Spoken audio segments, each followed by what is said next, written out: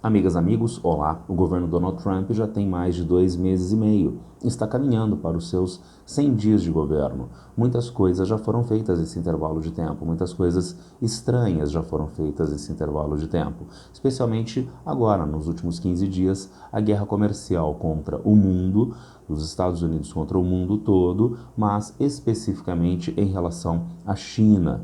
Dentro deste contexto, especialmente agora, com o acirramento das tensões comerciais, vários analistas começaram a apontar para uma nova ordem mundial. O governo Donald Trump estaria inaugurando o novo normal. Se eu ganhasse 1 centavo a cada vez que eu já tivesse ouvido o novo normal desde 2008, eu estaria rico. Mas nem todas as coisas mudaram tão radicalmente e não tão abruptamente como esses analistas às vezes sugerem. Vamos tentar, portanto, no nosso vídeo de hoje, averiguar o que são aspectos inerentes ao governo Donald Trump, o que são processos que estão dados nos Estados Unidos nos últimos anos e como o governo Donald Trump, no máximo, está acelerando estes processos de transformação mundial, para nós não cairmos no engodo, nós não cairmos na armadilha, nós não cairmos numa enganação, como aqui nos sugere a revista The Economist recentemente. Ela colocou em sua capa Donald Trump e vários líderes mundiais sugerindo uma espécie de grupo mafioso. Nós temos ali Donald Trump, nós temos Vladimir Putin, Xi Jinping, que interessante, né? E ainda no texto, no artigo, a The Economist destacava: aproxima-se rapidamente um mundo no qual quem tem poder faz o que quer, um mundo em que grandes potências fecham acordos e intimidam as pequenas. Eu gostaria de saber em que mundo a revista The Economist vive desde 1843, quando ela foi fundada, porque isto é uma grande novidade. Qual foi o outro mundo lindíssimo da The Economist no qual as potências e quem tem poder não faz o que quer? Será que o Reino Unido do século XIX não fazia o que queria, The Economist? Lá no sul da Ásia, nas suas áreas de ocupação na Índia, não fez isso até a Segunda Guerra Mundial, inclusive patrocinando massacres e fome sistemática para essas populações em governo Churchill. Então, que novidade é esta? É por notícias como essas que nós precisamos do nosso videozinho de hoje para que a gente coloque um pouquinho mais a bola no chão.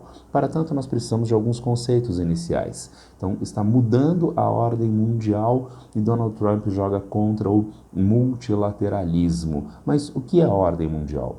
Está marcado aqui, gente, ordem mundial, conjunto de regras, instituições e relações de poder que organiza a convivência entre os estados no sistema internacional em um determinado período histórico. Nós poderíamos pensar nestes fatores de uma dita ordem mundial, caracterizando diferentes ordens mundiais, como a ordem da Guerra Fria, depois da Segunda Guerra Mundial e até 1989, 1991, quando há o fim da União Soviética, que finda esta ordem de poder bipolar. Nós temos então uma ordem pós-Guerra Fria, que muitos preferem chamar de nova ordem mundial, uma ordem pós-Guerra Fria. E esta ordem estaria supostamente em transformação na atualidade. Ordem mundial. Mas Donald Trump supostamente rompe com multilateralismo. E o que é multilateralismo? Vejamos. Modelo de cooperação internacional baseado na participação de 3 ou mais países em processos decisórios, acordos ou instituições regidos por normas comuns e voltado à busca de soluções coletivas para problemas globais. Então, essa seria uma definição ou uma caracterização de multilateralismo. Mas, cuidado, multilateralismo não é fofinho, como muitas pessoas tendem a acreditar. Um mundo no qual todos fazem negociações lindinhas e depois vão tomar cafezinho com pão de queijo. Não, não. Porque frequentemente, quase sempre, nós temos o multilateralismo resultando em acordos em instituições que são assimétricas e altamente favoráveis às maiores potências, que reforçam o seu poder através dessas instituições multilaterais. Raras vezes isso não acontece. Vejamos, nós temos o Conselho de Segurança das Nações Unidas. No Conselho de Segurança há a participação de 15 membros. todos os membros das Nações Unidas, da Assembleia Geral, podem participar do Conselho de Segurança, entre 10 membros rotativos, mas há 5 membros permanentes com direito de veto no Conselho. Então, quem são esses países poderosos com direito de veto? Ora, os vencedores da Segunda Guerra Mundial: Estados Unidos, União Soviética, França, Reino Unido e China. São os 5 membros permanentes do Conselho de Segurança. A ONU é uma manifestação de multilateralismo? Claro que é.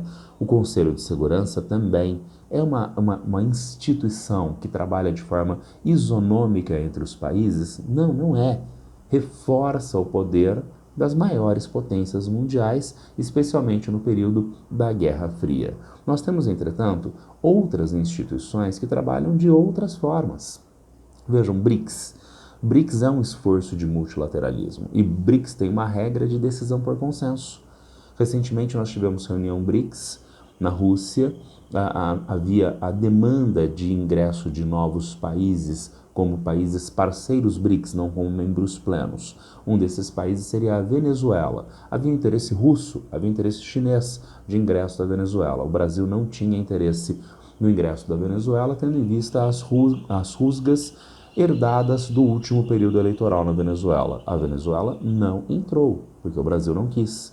Tem BRICS mais poderosos do que o Brasil? Tem. A China e a Rússia são 2 deles. Mas as decisões são por consenso. Então a gente tem aí um multilateralismo isonômico entre as partes. E nós temos raríssimas vezes um multilateralismo que é assimétrico, que é desigual, mas que favorece os países mais pobres. Nós encontramos, por exemplo, a ideia de tratamento especial e diferenciado na Organização Mundial do Comércio. Os acordos comerciais regidos pela organização não precisam ser implementados da mesma forma para todos os países, porque a organização reconhece que há países que são mais fracos econômica e comercialmente e, portanto, precisam de um tratamento especial e diferenciado. Então, multilateralismo é a lógica de acordo internacional mundial para a resolução de problemas. Mas cuidado, porque isso não é, como eu disse, pãozinho de queijo, cafezinho depois da negociação. Isto frequentemente se desenrola como nos episódios da ONU Conselho de Segurança. Já vamos reforçar isso ao longo do vídeo, e não de uma maneira isonômica, ou ainda mais interessante, como raras vezes acontece na OMC, por exemplo, a ideia de reforço aos países mais pobres, mais fracos dentro desse contexto. Bom, mas e Donald Trump? O que ele faz agora? Ele de fato rompe com essas instituições multilaterais que foram criadas depois da Segunda Guerra Mundial. Foram criadas em contexto de Guerra Fria e mantidas na ordem dita pós-Guerra Fria, na ordem pós-Guerra Fria. O Donald Trump está, portanto, mexendo as peças de um tabuleiro político internacional mundial que era de um multilateralismo favorável aos Estados Unidos em um novo arranjo que ele pensa ser mais favorável aos interesses americanos, aos seus interesses, à sua visão de Estados Unidos. Vamos construir essa ideia vendo como os Estados Unidos se inserem nas diferentes ordens mundiais, começando com a ordem da Guerra Fria. Está marcado aqui, veja, um rompimento do unilateralismo com reforço do multilateralismo, tanto no cenário internacional regional, dentro do bloco capitalista, o chamado Primeiro Mundo, quanto no cenário internacional mundial, sendo que no cenário internacional regional, no Primeiro Mundo, este multilateralismo americano agora coloca os Estados Unidos como liderança deste Primeiro Mundo. A gente tem 2 exemplozinhos, tá? A gente tem o Plano Marshall, tá? E a gente tem a criação da OTAN, tá? A OTAN também trabalha por consenso. Então, por exemplo, nenhum novo membro da OTAN pode ingressar com o veto de algum membro antigo da OTAN. Mas quem, na prática, acaba tendo a maior capacidade de pressão e mando de fato dentro da organização é os Estados Unidos. Então tem uma aparência isonômica, tem um formato de igualdade entre as partes, mas na prática os Estados Unidos é quem mandam, tá certo? E o Plano Marshall, plano de recursos financeiros dos Estados Unidos para a reconstrução da Europa, que aumentam a influência, recursos que aumentam a influência dos Estados Unidos na Europa. E 2, possibilitam que a economia americana continue trabalhando em uma atividade econômica muito elevada, semelhante ao do período da Segunda Guerra Mundial, sem incorrer em superprodução, porque agora estão sendo direcionados os investimentos para a reconstrução da Europa. Então, quem é o grande beneficiário de Plano Marshall? A gente tem um beneficiário imediato e aparente, que são os países europeus em processo de reconstrução. Agora a gente tem um beneficiário lá atrás, um pano de fundo, que é os Estados Unidos, no seu aumento de influência regional, na manutenção de uma economia em atividade econômica intensa, sem problema de superprodução. Mas os Estados Unidos também avançam com instituições multilaterais de alcance mundial. É o caso da Organização das Nações Unidas, onde os Estados Unidos não tem uma liderança propriamente, ele partilha essa liderança com outros países, como é o caso da União Soviética, que também é membro permanente do Conselho de Segurança da ONU depois da Segunda Guerra Mundial. Mas nós temos outras instituições, como o Banco Mundial e o Fundo Monetário Internacional. Vejam, nessas instituições os países votam para decidir as coisas, só que os países não votam igualmente. Aqui eu coloquei uma tabelinha para vocês de poder de voto dos países do Banco Mundial. Os Estados Unidos têm quase 17% dos votos do Banco Mundial. O Brasil, por exemplo, tem 2,24% de votos no Banco Mundial. Vejam a tabelinha do Fundo Monetário Internacional. Agora os Estados Unidos têm um pouco mais de 17%. A China tem 6,39%, o Brasil está lá atrás com 2,32%. Então são instituições multilaterais, são criadas por pressão americana, sem dúvida alguma. Isso é resultado de Bretton Woods, né? Uma reunião de 1944 feita nos Estados Unidos e que colocam os Estados Unidos sob liderança. Então, há um rompimento de unilateralismo. Os Estados Unidos participam ativamente das negociações internacionais mundiais, inclusive contribuindo para criar instituições multilaterais, instituições essas que se tornam tremendamente favoráveis, muito favoráveis às necessidades dos Estados Unidos, ao poder dos Estados Unidos no cenário mundial. A mesma coisa vai continuar acontecendo na ordem pós-Guerra Fria. Vejam vocês, mundialização de formas institucionais ligadas à formação da sociedade americana ou ao mundo ocidental. A partir do fim da União Soviética e o fim da Ordem da Guerra Fria, várias instituições multilaterais que estavam dadas no cenário anterior vão permanecer. Inclusive, o nosso slide anterior já dá a dica disso. Eram instituições que eram tremendamente favoráveis aos Estados Unidos e, portanto, elas vão continuar, como é o caso da OCDE, Organização para a Cooperação e Desenvolvimento Econômico, e do Banco Mundial, essas duas organizações. E o que faz a OCDE, a Organização para a Cooperação e Desenvolvimento Econômico? Ela é um fórum, ela é um ambiente no qual são levantados dados e informações que vão munir os países de recursos para que eles possam implementar as melhores políticas públicas. E daí a gente ter algumas denominações ou apelidos acerca da OCDE. A OCDE também é chamada de Clube dos Ricos, o que é uma denominação arrogante se for feita pelos países desenvolvidos. É uma denominação imprópria e uma denominação vira-lata, quando a gente ouve gentes do sul global falando que a OCDE é Clube dos Ricos. Originalmente, a OCDE só tinha, nos anos 1960, países do então chamado Primeiro Mundo. Hoje, países como a Colômbia, como a Costa Rica, são participantes da OCDE. Então a gente pode continuar dizendo Clube dos Ricos como vira-latas? Não, nunca deveríamos ter falado isto e hoje menos ainda, tá certo? Mas ela também é denominada de uma organização que propõe boas práticas de políticas públicas. Que boas práticas são essas, gente? Essas boas práticas significam, por exemplo, educação, diminuição dos investimentos públicos e aumento das parcerias com a iniciativa privada ou a privatização do sistema de ensino, que, segundo os cálculos e os estudos da OCDE, torna o ensino muito mais eficiente em termos de gastos da sociedade e resultados finais. Isso seria traduzível em uma palavrinha: neoliberalismo. As boas práticas da OCDE são práticas ditas neoliberais. Neoliberalismo que também é veiculado pelas instituições Banco Mundial e Fundo Monetário Internacional a partir dos anos 1980 e 1990. Então dá de novo para nós entendermos por que da manutenção dessas instituições dentro de um cenário pós-Guerra Fria, instituições que eram do contexto da Guerra Fria. E por quê? Neoliberalismo, favorável aos Estados Unidos, favorável a investimentos especulativos, porque o neoliberalismo e essas instituições pregam a abertura da conta de capital, que os países liberem as aplicações financeiras em escala mundial, mais ainda, fluxos comerciais. Os Estados Unidos tinham uma noção de maior competitividade frente aos outros países do mundo. Então, qual é a regra da globalização que os Estados Unidos impunham aos demais? Abram as suas economias. Todo mundo tem que ter economia aberta. Por quê? Porque a minha economia americana é mais competitiva.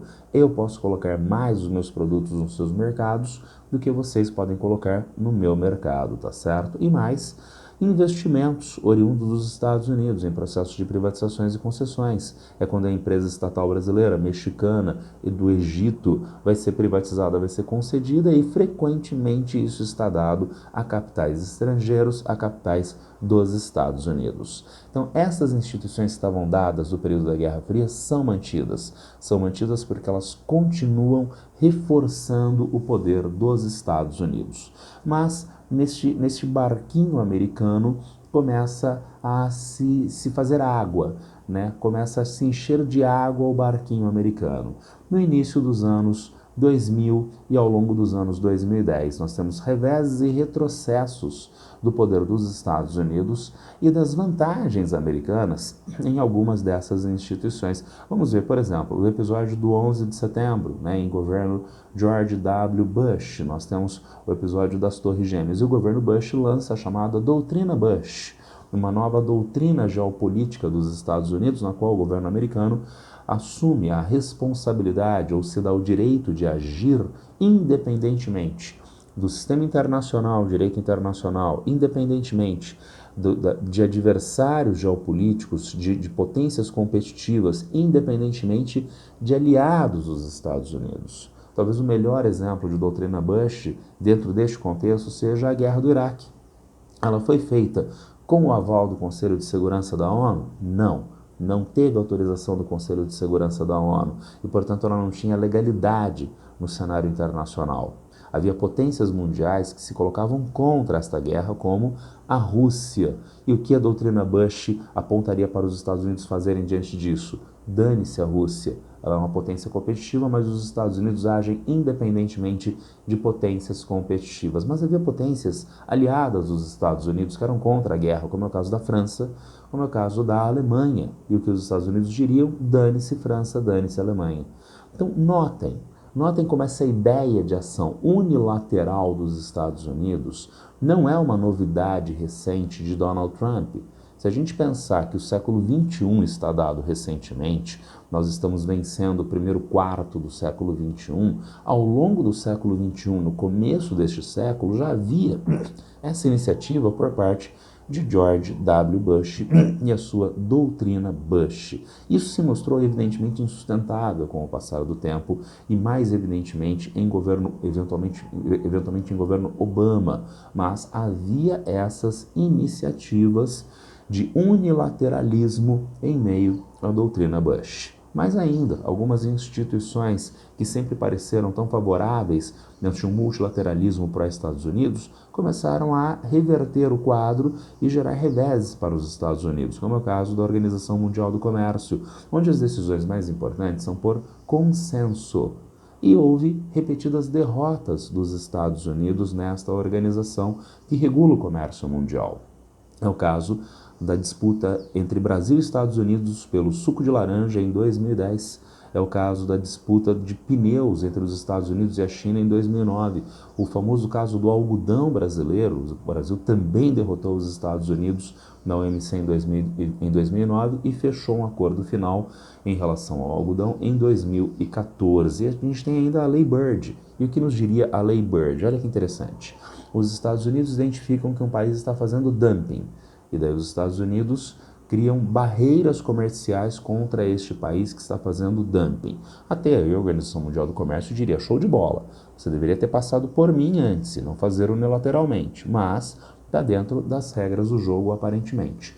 Mas daí o recurso que o governo americano arrecadava mediante essa tributação extraordinária sobre um determinado país, ele utilizava para financiar, para dar subsídios a empresas exportadoras dos Estados Unidos. Isso é contra as regras da Organização Mundial do Comércio. E daí ele foi processado novamente e novamente derrotado. Se o governo americano está sendo recorrentemente derrotado nessa organização, o que ele pode fazer? Ora, ele pode esvaziar essa organização. Quando eu digo a Organização Mundial do Comércio julga, é uma abstração. Na verdade, é a Corte de Apelação da organização, formada por 7 juízes, sendo que a cada tempo 3 juízes julgam cada um desses casos, cada caso apresentado. Lembra do que estava marcado ali no alto? As decisões da organização são tomadas por consenso. Passou a haver uma estratégia do governo americano de não autorizar a indicação de novos juízes para esta corte de apelação da OMC, quando os juízes ficavam velhinhos e se aposentavam. Resultado, a corte passou a funcionar não com 7, mas com 6, 5, 4, 3, 2 juízes. Opa, com 2 juízes ela não pode mais funcionar. E daí ela deixa de funcionar na prática, fazendo com que a principal instância da organização não funcione. Na prática também, a própria Organização Mundial do Comércio deixa de funcionar, tudo bem? Agora, quem criou essa estratégia de impedimento de novos nomes de juízes na organização? Foi o Donald Trump? Não. Foi o governo Obama. Foi o Obama que começou com essa estratégia. O Trump deu continuidade a essa estratégia e em governo Trump a organização passou a ter menos de 3 juízes, deixou de funcionar na prática. Mas depois veio Joe Biden. Joe Biden reverteu isto e autorizou novos juízes? Não autorizou. Então vejam, é uma estratégia do Trump apenas também. A resposta é apenas também, porque essa estratégia era anteriormente do Obama e não foi revertida posteriormente ao Trump em governo Joe Biden, tá certo? Então, de novo, colocar a bola no chão. Então, Donald Trump rompe com o multilateralismo. Será que George Bush já não teria feito isso antes? Porque ele esvazia instituições internacionais mundiais. Será que Obama já não tinha feito isso antes? Então, colocar de novo a bola no chão para nós analisarmos especificamente o que está acontecendo em um determinado contexto. E daí sim a gente pode averiguar o que é específico de Donald Trump, o que é inovador em Donald Trump, ou o que ele, ao menos, faz funcionar de maneira mais rápida, como um catalisador do processo. É o que a gente vê, por exemplo, em governo Trump 1, retirada dos Estados Unidos do Acordo de Paris. Logo no primeiro ano do governo Trump 1, ele sai desta organização, deste acordo multilateral, acordo de redução da emissão de gases de efeito estufa. Então é uma amostra de rompimento de multilateralismo, né? Mas espera aí, George Bush já não tinha feito isso antes? Né? Obama já não tinha feito isso antes, bloqueando novos nomes na OMC? Sim, já tinha feito, mas agora Trump está acelerando este processo, acelerando ainda mais com a concretização da estratégia de esvaziamento da Organização Mundial do Comércio. Agora vejam a manchete do El País do dia 11 de dezembro de 2019. Bloqueio de Trump condena a OMC à pior crise da sua história. Só que o que o El País está esquecendo de colocar na manchete? Que isso não é uma novidade do Trump, que isso é uma invenção do Obama. E será que o El País vai ser tão intransigente em relação ao governo Biden que não vai reverter isso? Então, de novo, cuidado com a maneira como estão sendo veiculadas as informações, para que a gente não pague mico, né? Para que a gente não fale besteira de coisas que são processuais, que estão dadas em processo, serem tomadas como rupturas inovadoras, tá certo? E, finalmente, corte de financiamento e retirada dos Estados Unidos da OMS.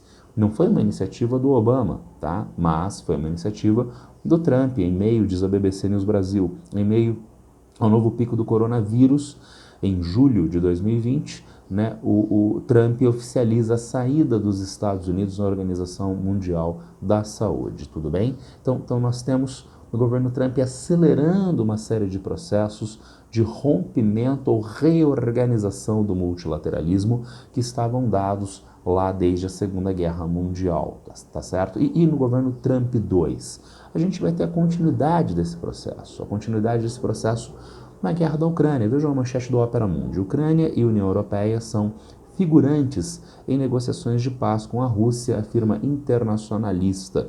Houve uma primeira rodada de negociações na Arábia Saudita. Essas negociações envolveram os Estados Unidos e a Rússia. Não foi chamada a Ucrânia.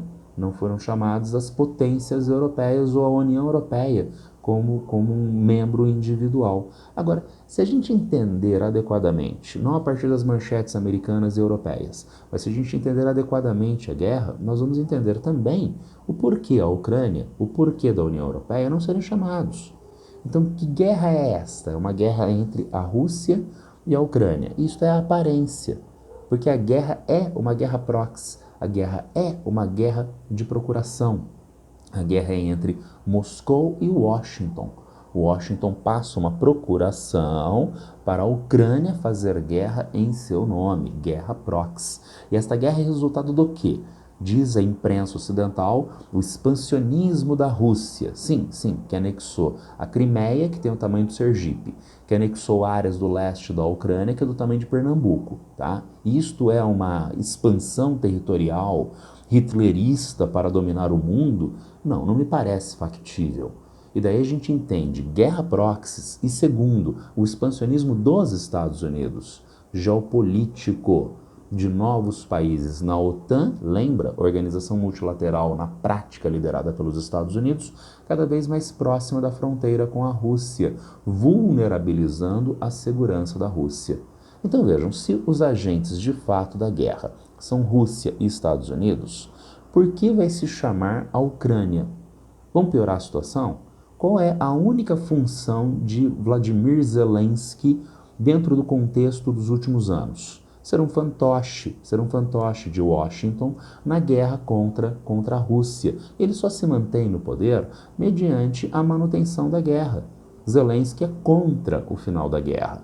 Então por que nós vamos chamar para uma negociação de paz alguém que é contra a paz? Então realmente Zelensky não pode estar em um primeiro momento nessas negociações de paz.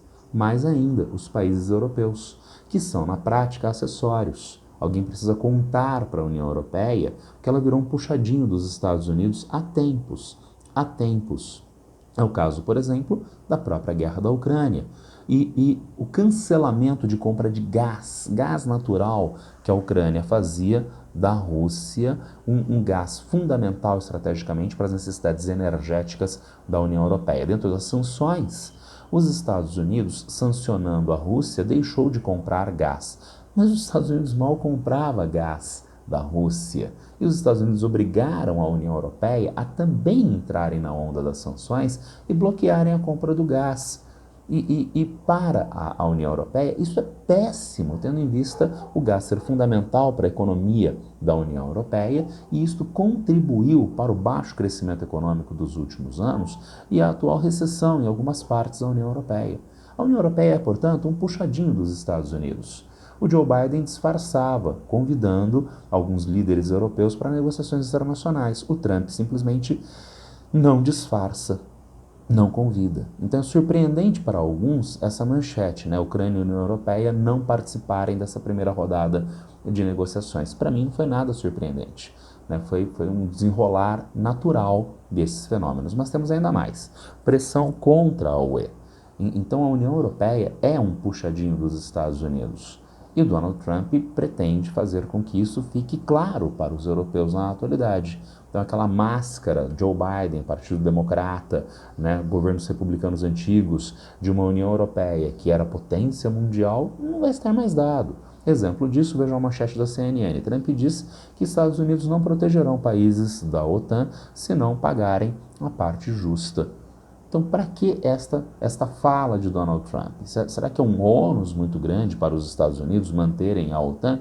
Não deixa de ser um ônus, mas tem vantagens, mobiliza a indústria de armamentos dos Estados Unidos. Mas essa fala de Donald Trump diz respeito a uma pressão, a uma lógica de subserviência da União Europeia frente às demandas dos Estados Unidos. Mais ainda, em governo Trump 2, e daí pensando na ideia de um tabuleiro de ordem mundial, nós encontramos o tarifácio de Donald Trump, mas menor na América Latina. Nós temos um mapinha. Vários países do mundo na África, né, alguns na Ásia, mas em geral na América do Sul tiveram o primeiro regime de tarifação do Trump, o mais baixo. Quando ele lançou as tarifas, né, o regime mais baixo de tarifação de 10%.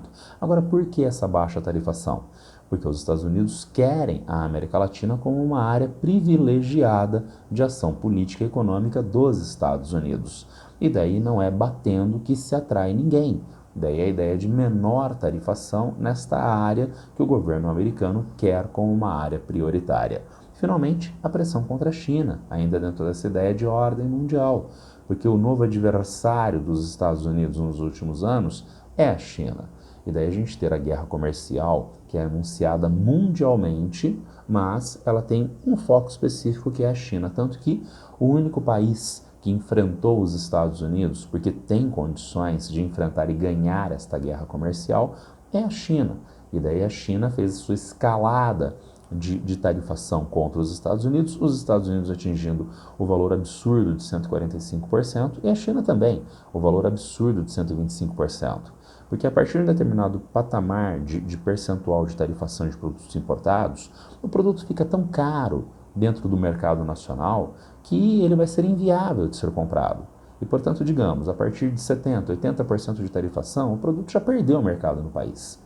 Daí o país pode colocar 1000%, não, 1.000.000%, que não vai adiantar mais nada. O produto já perdeu mercado no país e esses valores se tornam principalmente valores simbólicos. Aqui a gente tem, portanto, um quadro que mostra aspectos do governo Trump II e dessa aceleração do rompimento de multilateralismo que os Estados Unidos já patrocinavam desde o início do século XXI. Está acelerado agora dentro de um novo tabuleiro de potências mundiais. Que potências são essas e como os Estados Unidos está se colocando? Eu coloquei aqui no mapinha para vocês.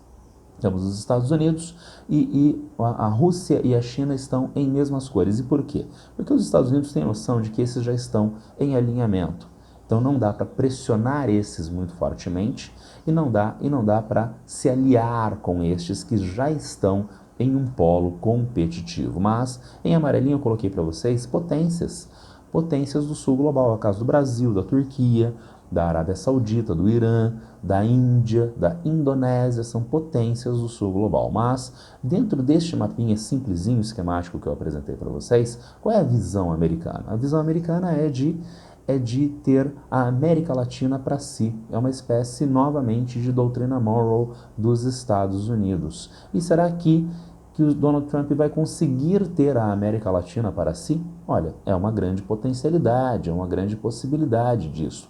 Mesmo havendo o Brasil potência regional, a América Latina está tremendamente fragmentada em termos político-ideológicos. A América Latina tem o Brasil, que tem um governo mais autônomo frente aos Estados Unidos na atualidade, que é um país BRICS, mas tem a Argentina, nosso principal parceiro de Mercosul, que hoje tem um projeto de ser capacho dos Estados Unidos de Donald Trump e, portanto, rompe com esta unidade latino-americana. A gente tem várias expressões disso, está ocorrendo agora a eleição no Equador, onde a gente tem a potencialidade de eleição do Noboa, de reeleição do Noboa, que é de centro-direita ou de extrema-direita, ou melhor, eu preferiria a definição de extrema-direita, né? Nós temos Bukele e assim sucessivamente. Então a América Latina talvez não tenha condições de fazer uma resistência maior à pressão de Donald Trump. O tempo dirá. Mas ainda nós temos a União Europeia.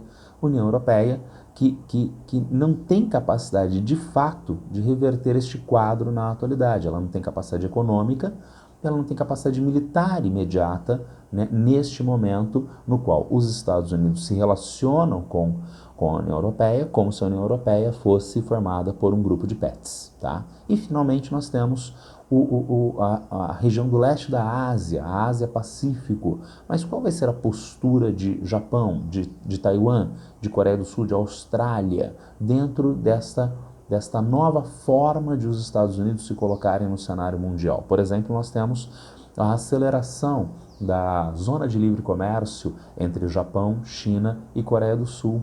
E Taiwan? Como ficaria Taiwan neste contexto, tendo em vista a pressão americana de tarifação contra Taiwan, o anúncio americano de que Taiwan tem que pagar mais pela defesa dos Estados Unidos, portanto uma relação do Trump com Taiwan semelhante à relação que ele tem com a União Europeia. Então a gente precisa ver nos próximos tempos qual vai ser a postura destes governos, destes países, dentro desse rearranjo de forças. Insisto, rearranjo que está sendo estabelecido desde o fim da União Soviética, rearranjo que está sendo estabelecido ao longo da chamada ordem pós-Guerra Fria. E talvez apenas nós tenhamos em governo Donald Trump não uma novidade fantástica, mas uma aceleração desses processos em direção, aí sim, a uma outra ordem mundial. Era isso para hoje. Um videozinho especulativo, um tanto especulativo, mas um videozinho que também busca, como eu disse no começo, colocar a bola no chão e analisar mais objetivamente alguns aspectos que estão dados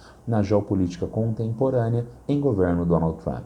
Quem tiver alguma dúvida, algum problema, já sabe, é só me encontrar a qualquer tempo aqui nas redes sociais. Abraço para todas e todos e boa sorte.